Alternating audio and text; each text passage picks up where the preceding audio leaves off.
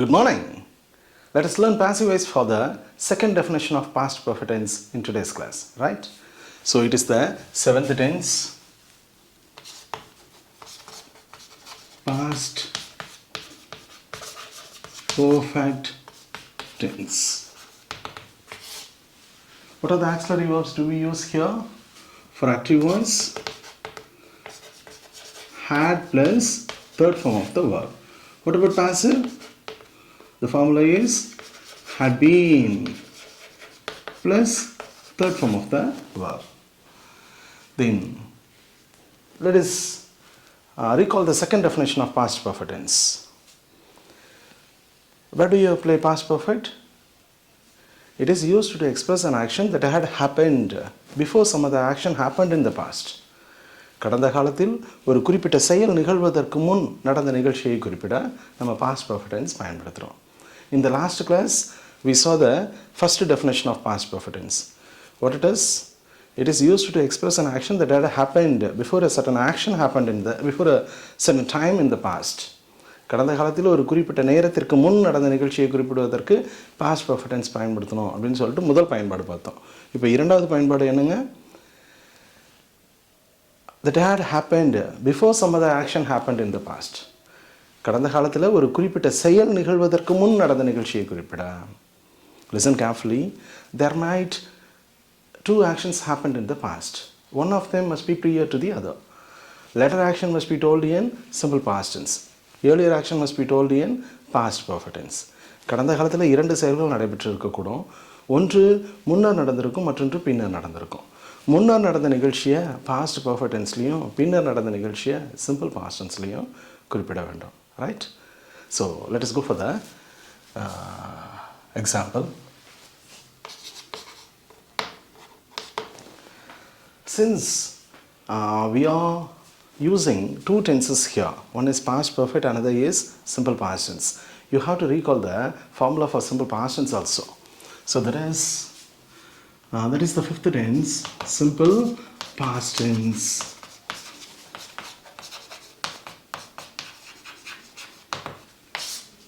Then what are the auxiliary verbs do we use here for simple past? Did plus first form of the verb is equal to second form of the verb. What about passive? Was or were plus third form of the verb. Never forget, we use only third form of the verb for all passive voice, right? Whenever you make a sentence, you have to recall the sentence pattern. What is the sentence pattern for active voice? Subject, auxiliary verb, main verb, extension, at the end full stop. What about passive? Object, auxiliary verb, main verb, by, subject, extension, at the end full stop. Never forget, keep it in your mind. Let us go for the example, right? நான் இன்று காலை என் வகுப்பில் நுழைவதற்கு முன் பள்ளி மணி ஒலித்து விட்டது. இங்கே ரெண்டு செயல் நடந்திருக்கு. ஒன்று நான் வகுப்பில் நுழையிறது, மற்றொன்று பள்ளியோட மணி ஒலிக்கிறது, ரைட்? ஸோ இங்கே பள்ளி மணி தானாக போய் ஒலிக்குமா? ஒலிக்காது. ஸோ பள்ளி மணி யாரால் ஒலிக்கப்பட்டிருக்கோம்? உதவியாளரால், ரைட்? ஸோ இருப்பினும் நம்ம உதவியாளருக்கு முக்கியத்துவம் கொடுக்கல, பள்ளி மணிக்கு முக்கியத்துவம் கொடுத்துருக்கோம். அதனால் இது என்ன voice? Passive voice, right? So பள்ளி மணி ஒலிக்கப்பட்டு விட்டது எதற்கு முன்னாடியே? நான் என் வகுப்பில் நுழைவதற்கு முன்பே. ஸோ திஸ் இஸ் ரெண்டு சென்டென்ஸ் இருக்குது. Before you speak and write a sentence you have to decide voice first and then tense. So இப்போது பள்ளி மணி ஒலிக்கப்பட்டு விட்டது, இதுதான் முன்னர் நடந்த நிகழ்ச்சி. இது பாசிவ் வாய்ஸ். அப்போ பாசிவ் வாய்ஸ்க்குரிய சென்டென்ஸ் பேட்டர்னும் அதுக்குரிய ஃபார்முலாவும் பயன்படுத்தணும். Earlier action must be told in past perfect tense. அப்போது பாசிவ் வாய்ஸ் எது ஒலிக்கப்பட்டு விட்டது? பள்ளி மணி. அப்போ ஆப்ஜெக்ட் தான் முதல்ல வரணும். ஸோ த பெல் ஆப்ஜெக்ட் போட்டாச்சு. அடுத்தது என்ன பண்ணணும்? Auxiliary verb. ஆக்ஸிலரி verb என்ன? had been. So the bell had been. ஒலிக்கிறதுக்கு என்ன இங்கிலீஷில்? ரிங். ரிங்கோட தேர்ட் ஃபார்ம் என்ன? ரங். ஸோ பாருங்கள், auxiliary verb then main verb, right? So the bell had been rung. பள்ளி மணி ஒலிக்கப்பட்டு விட்டது. எதற்கு முன்னாடியே ஒலிக்கப்பட்டு விட்டது? நான் என் வகுப்பில் நுழைவதற்கு முன்பே. முன் என்பதற்கு என்ன இங்கிலீஷில்? Before, right? பிஃபோர், நான் நுழைவதற்கு முன்பே. இது என்ன வாய்ஸு? இது ஆக்டிவ் வாய்ஸ். நான் தான் நுழையிறேன். பின்னர் நடந்த நிகழ்ச்சி எதில் சொல்லணும்? சிம்பிள் பாஸ்ட் டென்ஸில் சொல்லணும். ஸோ பிஃபோர் ஐ சப்ஜெக்ட், இதுக்குரிய முதல்ல சப்ஜெக்ட் வரணும். அடுத்தது ஆக்சிலரி வேர்ப். நுழையிற செயலை நான் தான் செஞ்சதுனால active voice. So did plus enter equal to entered. So before I entered my classroom. எப்போ? Today. Right? So the bell had been rung before I entered my classroom today. நான் இன்று என் வகுப்பில் நுழைவதற்கு முன்பே பள்ளி மணி ஒலிக்கப்பட்டு விட்டது. ஸோ 2 வாக்கியம் பேசுகிற பொழுது அதில் எந்த வாக்கியம் முன்னாடி நடந்துச்சு, எந்த வாக்கியம் பின்னாடி நடந்துச்சு என்பதை கூர்ந்து கவனிக்கணும். முன்னர் நடந்த செயலை பாஸ்ட் பர்ஃபெக்ட் டென்ஸ்லையும் பின்னர் நடந்த செயலை சிம்பிள் பாஸ்ட் டென்ஸ்லையும் சொல்லணும். அது ஆக்டிவ் வாய்ஸாக இருந்தால் ஆக்டிவ் வாய்ஸு, பாசிவ் வாய்ஸாக இருந்தால் passive voice. Right? So that I told you, before you speak and write a sentence, you have to decide voice first. Since there are 2 voices, you can easily identify which voice it is. And then you have to find out which tense is it. 12 tenseல எந்த டென்ஸ்னு கண்டுபிடிக்கணும். Right? Let us go for the next example.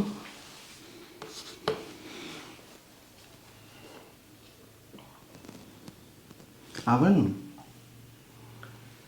உள்ளே சென்றான். எப்போ உள்ளே சென்றான்? மேலாளரால் அனுமதிக்கப்பட்ட பிறகு அவன் உள்ளே சென்றான். ரைட்? ஸோ இதில் எது முன்னர் நடந்த நிகழ்ச்சி? மேலாளர் அனுமதிச்சது. அதுக்கு பிறகு தான் உள்ளே போனான். ஸோ பின்னர் நடந்த நிகழ்ச்சி எதில் சொல்லணும்? சிம்பிள் பாஸ்ட் டென்ஸில் சொல்லணும். ஸோ அப்போ அவன் உள்ளே சென்றான் தான் பின்னாடி நடந்துச்சு. ஸோ அப்போது அவன், இது ஆக்டிவ் வாய்ஸு. பின்னர் நடந்த நிகழ்ச்சிங்கிறதுனால சிம்பிள் பாஸ்ட் டென்ஸ் அந்த ஃபார்முலாவை பயன்படுத்தணும். அப்போ யார் உள்ளே சென்றது? அவன், ஹி, சப்ஜெக்ட் போட்டாச்சு. உள்ளே சென்றான், did plus go equal to went. So he went inside. He went inside. அவன் உள்ளே சென்றான். எப்போ உள்ளே சென்றான்? அவன் மேலாளரால் அனுமதிக்கப்பட்ட பிறகு. அப்போ பிறகுக்கு என்ன இங்கிலீஷில்? ஆஃப்டர். அவன் மேலாளரால் அனுமதிக்கப்பட்ட பிறகு. இது என்ன வாய்ஸு? இது பாசிவ் வாய்ஸ். அவன் போய் அனுமதிக்கல, அவன் அனுமதிக்கப்பட்டான். ரைட்? அப்போ இது பாசிவ் வாய்ஸ். அப்போ ஆஃப்டர் ஹீ. பாசிவ் வாய்ஸுங்கும் போது முன்னர் நடந்த நிகழ்ச்சி, அதனால் இதை பாஸ்ட் பர்ஃபெக்ட் டென்ஸில் சொல்லணும். ஸோ அதுக்கு formula after he had been. After he had been அனுமதிக்கிறதுக்கு என்ன இங்கிலீஷில்? Permit. So after he had been permitted. யாரால? By the manager. நல்லா கவனிங்க. He went inside after he had been permitted by the manager. மேலாளரால் அவன் அனுமதிக்கப்பட்ட பிறகு அவன் உள்ளே சென்றான். ஸோ இது பாருங்க, simple past tense active voice. Subject, auxiliary verb plus main verb. This is extension. இது கன்ஜங்ஷன். ரைட்? அதே மாதிரி பாருங்க, இந்த வாக்கியத்தில் object, auxiliary verb and main verb. இது பாசிவ் வாய்ஸ். யாராலன்னு சொல்லப்படலை, இங்கே சொல்லப்பட்டா பை த பியூன். அப்போ அது பை போட்டாச்சு, சப்ஜெக்ட் போட்டாச்சு. ரைட்? ஸோ இங்கே தென் இது பாருங்கள் passive voice. Then object, auxiliary verb, then main verb, by, subject. Extension தேவைப்பட்டால் போட்டுக்கலாம். எப்போ? திஸ் மார்னிங் அல்லது எஸ்டர்டே, அது extension. At the end full stop. Right? So listen carefully. If you follow the sentence pattern, the making of the sentence is very easy and it will be perfect too. Right? Let us go for the next example.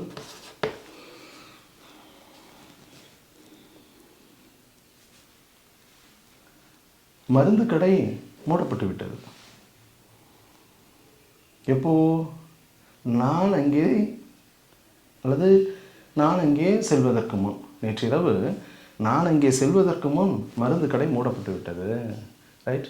ஏன்னா லேட்டாக போனோம், 11 மணிக்கு போனால் அதுக்குள்ளார கடை மூடிட்டாங்க. So எது மூடப்பட்டு விட்டது? மருந்து கடை. இதில் எது முன்னர் நடந்த நிகழ்ச்சி? மருந்து கடையை மூடிட்டாங்க. அதுக்கப்புறம் தான் நான் அங்கே போனேன். ஸோ முன்னர் நடந்த நிகழ்ச்சி எதில் சொல்லணும்? பாஸ்ட் பர்ஃபெக்டில் சொல்லணும். அது ஆக்டிவாக இருந்தால் ஆக்டிவ், பாசிவாக இருந்தால் பாசிவ். இங்கே மருந்து கடை தானாக மூடுமா? இல்லை, மருந்து கடை உரிமையாளரால் மூடப்படும். ஆனால் இங்கே உரிமையாளருக்கு முக்கியத்துவம் கொடுக்கல, மருந்து கடைக்கு முக்கியத்துவம் கொடுத்துருக்கோம். அதனால் இது பாசிவ் வாய்ஸ். ஸோ பாசிவ் வாய்ஸ்னால் இந்த ஃபார்முலா பயன்படுத்தணும். ரைட்? முன்னர் நடந்த நிகழ்ச்சிங்கிறதுனால past perfect passive voice. So எது மூடப்பட்டு விட்டது? மருந்து கடை. So the medical shop. So the medical ஷாப்புங்கிறது இட்டு வந்தால் என்ன பண்ணணும்? The medical shop had been மூடப்பட்டிருதுக்கு என்ன இங்கிலீஷில் closed. So the medical shop had been closed. யாரால? By its owner. By its owner. அதன் உரிமையாளரால் மருந்து கடை மூடப்பட்டு விட்டது. எதுக்கு முன்னாடியே மூடப்பட்டு விட்டது? எதுக்கு முன்னாடியே மூடப்பட்டு விட்டது? நான் அங்கே செல்வதற்கு முன். இப்போ பிஃபோர் ஐ போகிறதுக்கு, சென்றடைகிறதுக்கு. அப்போ சென்றடைகிறதுக்கு என்ன இங்கிலீஷில்? ரீச். ரீச்சோட தேர்ட் செகண்ட் ஃபார்ம் என்ன? Reached. So before I reached there. எப்போ? Last night. நல்லா கவனிங்க. ரெண்டு செயல் நடந்திருக்கு. ஒன்று முன்னாடி நடந்திருக்கு, மற்றொன்று பின்னாடி நடந்திருக்கு. பின்னாடி நடந்த நிகழ்ச்சி எது? நான் அங்கே சென்றது. முன்னாடி நடந்த நிகழ்ச்சி மருந்து கடை மூடப்பட்டது. மருந்து கடைக்கு முக்கியத்துவம் கொடுத்துருக்கிறதுனால அது பாசிவ் வாய்ஸ். ஸோ பாசிவ் வாய்ஸ்க்குரிய சென்டென்ஸ் பேட்டர்ன் பாருங்கள். Object, auxiliary verb, main verb, by, subject, right. Extension இல்லை. ஸோ எப்போ? எதுக்கு முன்னாடியே மருந்து கடை மூடிடுச்சு? நான் போகிறதுக்கு முன்னாடியே. சென்றடைந்த செயலை செஞ்சது நாங்கிறதுனால இது ஆக்டிவ் வாய்ஸ். பின்னர் நடந்த நிகழ்ச்சிங்கிறதுனால simple past tense. Simple past டென்ஸில் ஆக்டிவ் வாய்ஸ். இப்போ subject, auxiliary verb plus main verb, then there, last night. These are all extension at the end of a step, right? So the making of the sentence is really very easy if you follow the sentence pattern. If you practice a lot, as time goes on, you will speak very good English without fail and without any grammatical error. Never forget. Let us go for the next example. So the medical shop had been closed before I reached there last night, right? Then let us go for the next example.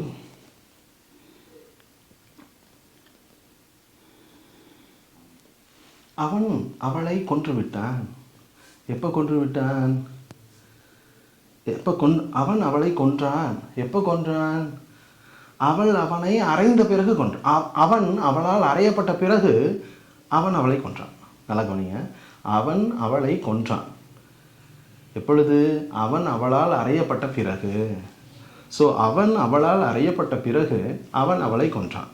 இதில் எது முன்னர் நடந்த நிகழ்ச்சி? அவன் முதல்ல அவனை அரைஞ்சது. அவன் அவளால் அறையப்பட்டது தான் முதல்ல நடந்துச்சு. பின்னர் நடந்த நிகழ்ச்சி அவன் அவளை கொன்றான். என்னை அரைஞ்சிட்டியா அப்படிங்கிற கோபத்தில் அவனை குத்திட்டான். அவன் அவளை குத்தி விட்டான், ரைட்? ஸோ அப்போது முன்னர் நடந்த நிகழ்ச்சியை தான் சொல்லணும் பாஸ்ட் பர்ஃபெக்ட். பின்னர் நடந்த நிகழ்ச்சி simple past tense, right? So அப்போது அவன் அவளை கொன்றான். இது பின்னர் நடந்த நிகழ்ச்சி. என்ன வாய்ஸு? Active voice. அவன் தான் கொன்றான். அப்போது ஹீ கொல்றதுக்கு என்ன இங்கிலீஷில்? Kill. Did plus kill equal to killed. So he killed. யாரை? அவளை. So he killed her. He killed her. எப்போ கொன்றான்? Last night. நேற்றிரவு கொன்றான். He killed her last night. எதுக்கப்புறம் கொன்னான்? அவன் அவளால் அறையப்பட்ட பிறகு. பிறகுக்கு என்ன இங்கிலீஷில்? ஆஃப்டர். ஸோ ஆஃப்டர் அவன் போய் அரைஞ்ச செயலை அவன் செய்யலை, அவன் செய்யப்பட்டான், அவன் அறையப்பட்டான். அதனால் இது என்ன வாய்ஸ்? Passive voice. பாசிவ் வாய்ஸுக்குரிய சென்டென்ஸ் பேட்டர்ன் என்னங்க? Object has to come at first. So அப்போது ஆஃப்டர் ஆப்ஜெக்ட் போட்டாச்சு. அடுத்தது ஆக்சிலரி வெர்ப் என்ன பண்ணணும்? Had been. So after he had been. After he had been அறையிறதுக்கு என்ன இங்கிலீஷில்? ஸ்லாப்ட். ஸ்லாப்போட தேர்ட் ஃபார்ம் என்னங்க? Slapped. After he had been slapped by her. After he had been slapped by her, right? So நல்லா கவனிங்க. He killed her. He killed her last night. After he had been slapped by her. So subject, auxiliary verb plus main verb, then her last night extension, right? ரெண்டு வாக்கியம். ஒன்று active வாய்ஸில் இருக்குது, இன்னொன்று passive வாய்ஸில் இருக்குது. பின்னர் நடந்த நிகழ்ச்சிங்கிறதுனால இது சிம்பிள் பாஸ்ட் டென்ஸில் சொல்கிறோம். முன்னர் நடந்த நிகழ்ச்சிங்கிறதுனால இது பாஸ்ட் பர்ஃபெக்டில் சொல்கிறோம். அதில் இது பாசிவ் வாய்ஸ். பாருங்கள், ஆப்ஜெக்ட்டு ஹீ உயிருள்ளவராக இருந்தாலும் இந்த இடத்துல செயலற்று போயிருக்கார். அறைந்த செயலை அவர் செய்யலை. ஸோ இப்போது had been auxiliary verb, then slapped main verb, by subject extension. Sorry, there is no extension here. At the end full stop. At the end, full stop. Right? So, he killed her last night after he had been slapped by her. Right? Or he killed her after he had been slapped by her last night. In the extension of the அங்கேயும் போட்டுக்கலாம். Right? Let us go for that. Next example.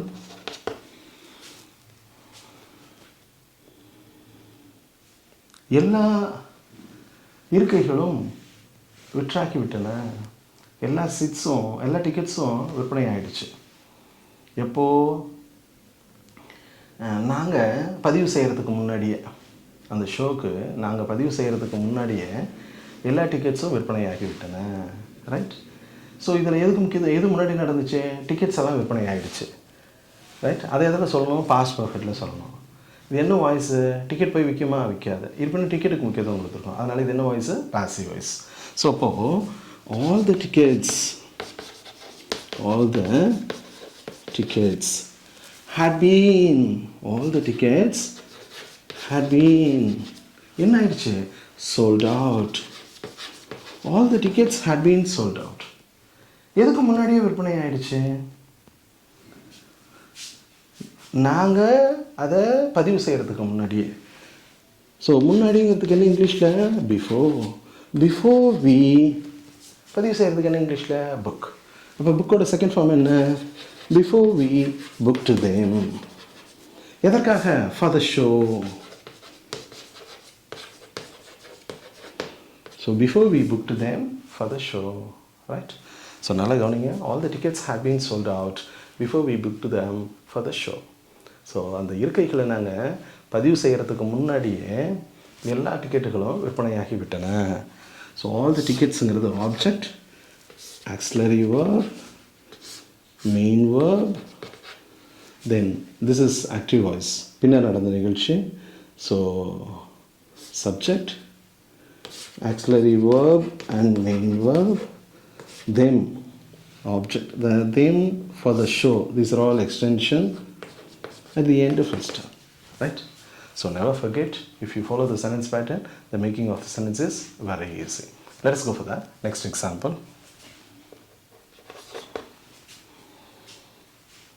அவள் எங்களுக்கு உதவி செய்தாள். எதற்கு பிறகு உதவி செய்தாள்? அவள் அவர்களால் அறிவுறுத்தப்பட்ட பிறகு அவள் எங்களுக்கு உதவி செய்தாள். அதுக்கு முன்னாடி எங்களுக்கு அவளாக உதவி செய்யலை. அவங்க அவளுக்கு அட்வைஸ் பண்ணாங்க, உதவி செய்ப்பா அப்படின்னு சொன்ன பிறகு அவள் எங்களுக்கு உதவி செய்தாள். ரைட்? ஸோ இப்போ இதில் எது முன்னாடி நடந்த நிகழ்ச்சி? அவர்களால் அறிவுரை செய்யப்பட்ட பிறகு, அது முன்னாடி நடந்த நிகழ்ச்சி. ரைட்? அதை பாஸ்ட் பர்ஃபெக்ட் டென்ஸில் சொல்லணும். பின்னர் நடந்த நிகழ்ச்சி என்ன? அவள் எங்களுக்கு உதவி செய்தது. இது பின்னர் நடந்த நிகழ்ச்சி. அதனால் இந்த சிம்பிள் பாஸ்ட் டென்ஸில் சொல்லணும். ஸோ அப்போது அவள் எங்களுக்கு உதவி செய்தாள். She helped us. நல்லா கவனிங்க. இது simple past tense, active voice, பின்னர் நடந்த நிகழ்ச்சி. எதுக்கப்புறம் உதவி செய்தான்? ஆஃப்டர். அவளின் பெற்றோர்களால் அறிவுரை செய்யப்பட்ட பிறகு. அறிவுரை செஞ்சது வேலையை அவள் செய்யலை, அவளின் பெற்றோர்கள் செஞ்சாங்க. அவள் அறிவுரையை பெற்றுக்கொண்டாள், அறிவுறுத்தப்பட்டாள். Right? So after she had been, இது முன்னாடி நடந்த நிகழ்ச்சி. அதனால் பாசிவ் வாய்ஸு பாஸ்ட் பர்ஃபெக்டில் சொல்கிறோம். So after she had been advised. After she had been advised by her parents. So அவளின் பெற்றோர்களால் அறிவுரை செய்யப்பட்ட பிறகு அவள் எங்களுக்கு உதவி செய்தாள். She helped us after she had been advised by her parents. Right? So, நல்லா கவனிங்க. Subject, auxiliary verb plus main verb, extension, then object, auxiliary verb, advised, main verb, by, subject, extension, at the end full stop. Right? So listen carefully.